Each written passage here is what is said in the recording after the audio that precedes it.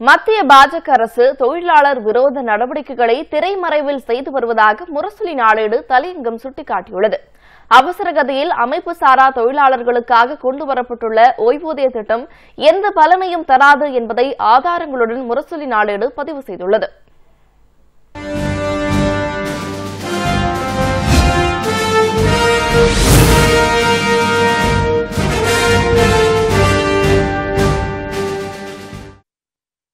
நாடாளுமன்ற தேர்தல் காரணமாக வெளிநாட்டு பயணங்களை ஒத்திவைத்து நாட்டின் நாலாபுறமும் பிரதமர் மோடி பறந்து சென்று புதிய திட்டங்களுக்கு அடிக்கல் நாட்டியும் முடிவடைந்த திட்டங்களை தொடங்கி வைத்தும் பரபரப்பாக இயங்கி ஒரே ஊரில் அரசு விழாவையும் அருகிலேயே தேர்தல் பிரச்சாரத்தையும் புதுமையாக செய்து வருவதாக முரசொலி நாளேடு விமர்சித்துள்ளது.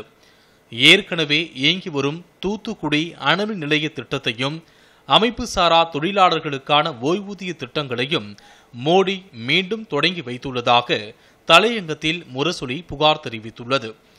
தமிழகத்தில் கலைஞர் ஆட்சியில் அமைப்பு சாரா தொழிலாளர்கள் பயன்பெறுவதற்காக 35 நலவாரியங்கள் அமைக்கப்பட்டு 2,13,55,000 பேர் உறுப்பினர்களாக இருந்ததை முரசொலி நாளேடு சுட்டிக்காட்டியுள்ளது.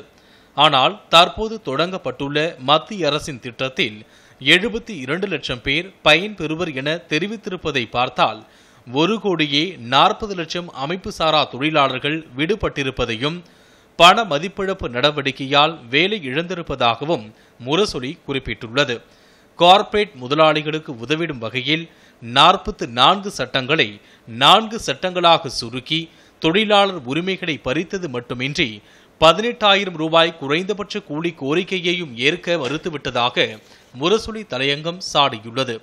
ஆண்டுக்கு 2 கோடி பேருக்கு வேலைவாய்ப்பு உறுதிமொழியை நிறைவேற்ற தவறிய பாஜக அரசு வேலைவாய்ப்பின்மையை 50 ஆண்டுகளில் இல்லாத அளவுக்கு அதிகமாக்கிவிட்டதையும் முரசொலி நாளேடு பதிவு செய்துள்ளது. வேலை வாய்ப்புகளை உருவாக்கும் திட்டங்களுக்கான நிதி, சமூக பாதுகாப்பு திட்டங்களுக்கான நிதி ஆகியவற்றை பாஜக அரசு குறைத்து விட்டதும் தலையங்கத்தில் சுட்டிக்காட்டப்பட்டுள்ளது. ஓய்வூதியம், காப்பீடு போன்ற சமூக பாதுகாப்பு சேவைகளை தனியார் மயமாக்கி உழைக்கும் மக்களை கார்ப்பரேட்டுகளின் கஞ்சாடைக்காக காத்திருக்கும்படி செய்தும் அரசின் பங்கு மூலதனத்தை தனியாருக்கு வார்த்து ஆட்குறைப்பு என்ற பெயரில் தொழிலாளர்களை வீட்டுக்கு அனுப்புவதையும் பாஜக அரசு திரைமறைவில் சாமர்த்தியமாக செய்து வருவதாக முரசொலி குற்றம் சாட்டியுள்ளது. தொழிலாளர் சட்டங்களை உடைத்து உரிமைகளை மறுத்து நலத்திட்டங்களை வற்றச் செய்து சமூக பாதுகாப்பை பொருளற்றதாக மாற்றிய மத்திய அரசு அமைப்பு சாரா தொழிலாளர்களுக்கு கொடுத்த வாக்குறுதிகளை காற்றில் பறக்கவிட்டு ஓய்வூதியம் என்ற பெயரில் உதவாத திட்டம் ஒன்றை தொடங்கி இருப்பதாக புகார் தெரிவித்துள்ளது. 2015ஆம் ஆண்டில் கொண்டுவரப்பட்ட அடல் பென்ஷன் யோஜனா என்னவாயிற்று? 2 கோடி பேரை இணைப்பதாக கூறியது நடந்ததாகிட அடுக்கடுக்காக கேள்விகளை முரசொலி தலையங்கம் எழுப்பியுள்ளது. 41.6 கோடி தொழிலாளர்களுக்கு அடல் திட்டமோ இப்போது தொடங்கியுள்ள ஓய்வூதிய திட்டமோ பலன் தரும் என்பது பகல் கனவுதான் என்பதையும் முரசொலி சுட்டிக்காட்டியுள்ளது. ஓய்வூதிய திட்டத்தில் பங்களிப்பு விருப்புரிமையின் பார்ப்பட்டது, வேலை செய்யும் அமைப்பின் பங்களிப்புடன் இணைக்கப்பட்டது அல்ல என்பதை முரசொலி தெளிவுபடுத்தியுள்ளது.